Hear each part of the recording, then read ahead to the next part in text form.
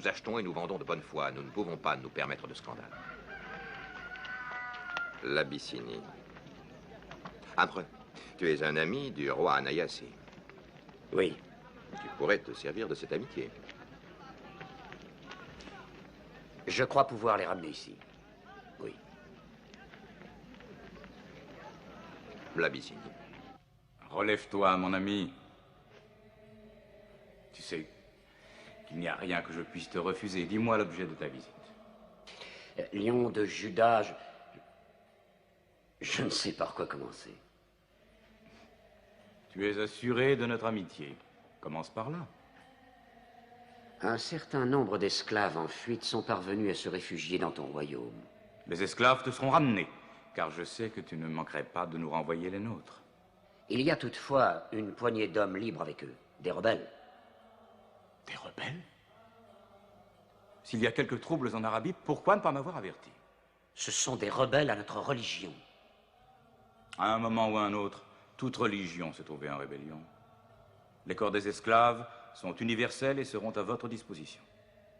Mais comme Jésus-Christ est notre berger, les âmes des hommes sont ses brebis. Ce sont des Arabes qui ont osé trahir la religion de leurs ancêtres. Ils suivent une espèce de fou qu'ils appellent un prophète. Mais je n'ai pas le droit d'enchaîner des êtres sans les avoir entendus.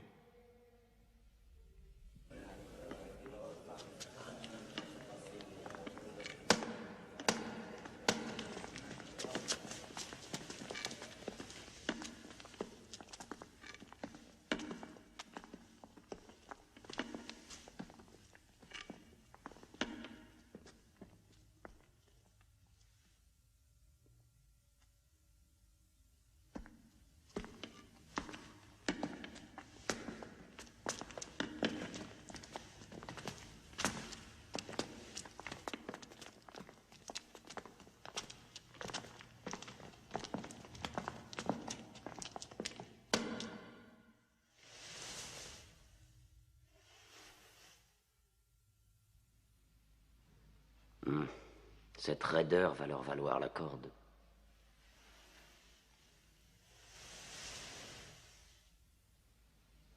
Vous ne vous prosternez pas devant votre prophète? Mahomet est un homme. On ne s'incline que devant Dieu. Où sont les miracles de Mahomet, Jafar? Si c'est bien un prophète, il doit pouvoir embraser le ciel de toutes sortes de miracles. C'est juste en vérité.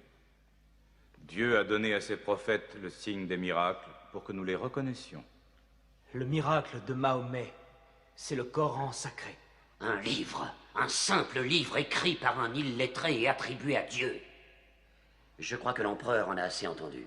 Je songeais à la Pentecôte, quand Dieu a envoyé des langues de feu flamboyer au-dessus des apôtres, afin qu'ils puissent parler toutes les langues du monde qu'ils ignoraient auparavant. Mais ce genre de miracle ne se produit plus à notre époque. Merci, c'est suffisant. Vous avez été pitoyable.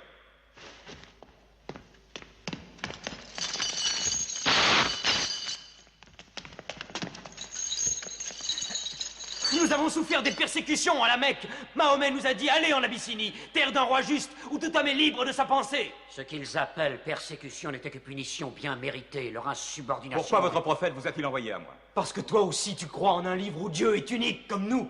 Il nous a envoyés parce qu'au fond de ton cœur, ton Dieu nous protégera tous. Parler avec ces hommes, c'est puiser l'eau d'un mirage. Mais maintenant, leurs paroles me créent un devoir de les écouter, mon ami.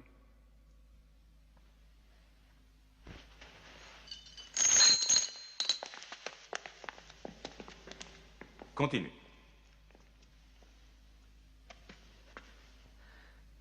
Pendant des années, nous nous sommes prosternés devant du bois et de la terre, des images nées de notre propre fabrication. Nous avons vécu dans l'ignorance de Dieu. Nous obéissions à des lois terrestres et non à des lois divines. Le riche ignore le pauvre. Et la bonté naturelle de l'homme, qui le pousse à relever son prochain quand il vient à tomber, est considérée par eux comme un geste qui trouble l'ordre social. À cause de cette inhumanité est apparu un homme que Dieu a choisi. Et en cela, nous croyons de toutes nos forces.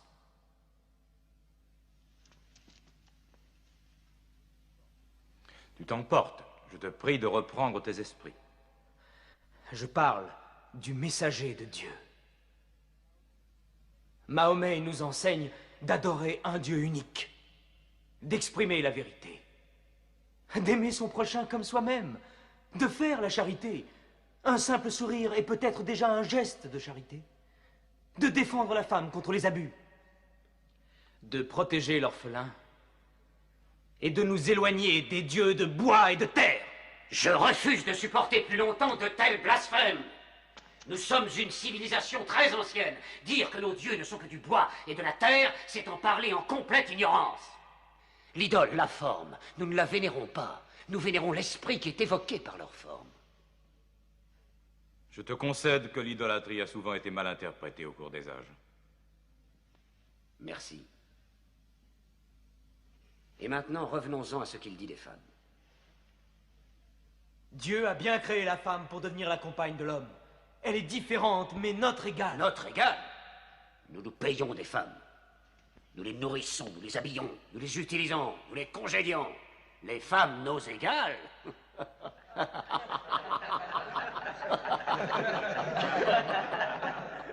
Quand Dieu a créé l'homme, il a conçu un mâle et une femelle.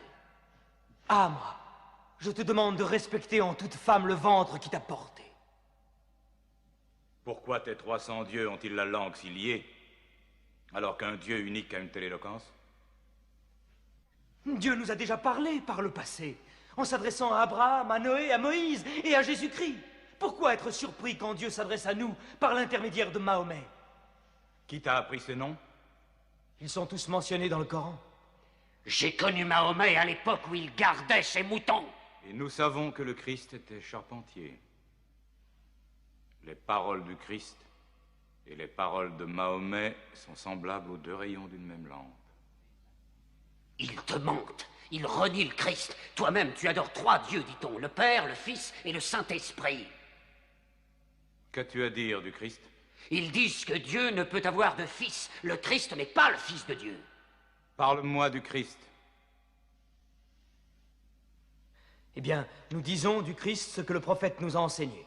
Dieu a insufflé le Saint-Esprit dans le ventre d'une vierge appelée Marie qui a conçu le Christ, l'apôtre de Dieu. L'apôtre, tu as entendu, et pas le Fils. Et ton miracle, ton Coran, qu'est-ce qu'il dit de la naissance de notre Seigneur Jésus-Christ? Je peux citer les paroles? Approche-toi.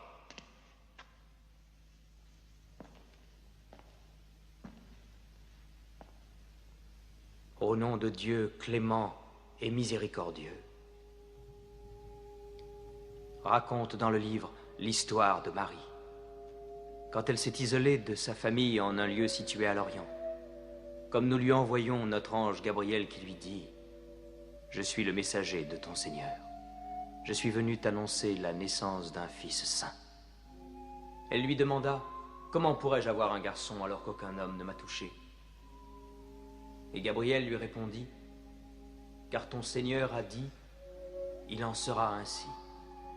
Nous ferons de ce garçon un signe pour les hommes et une grâce émanant de nous. » L'affaire est décidée.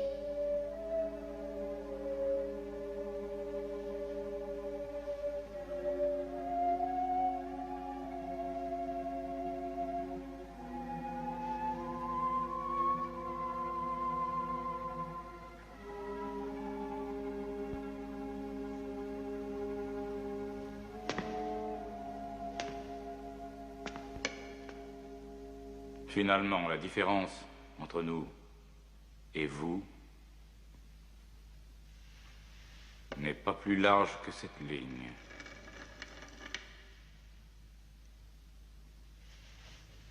Contre une montagne d'or, je ne te les livrerai pas.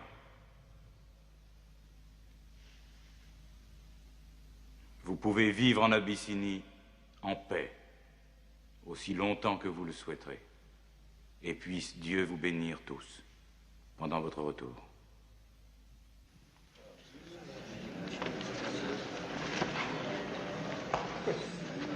Ceci est intolérable. Mahomet va jusqu'à mettre en péril nos alliances étrangères. Parfait. Nous allons en faire un étranger.